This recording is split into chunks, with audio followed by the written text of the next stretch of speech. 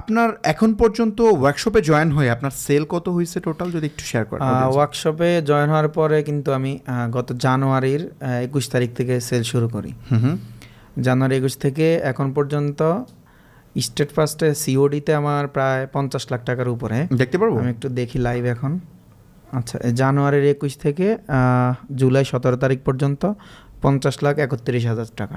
Nice. আপনার total parcel আমি দেখতে পাচ্ছি হচ্ছে আপনার 3280টা।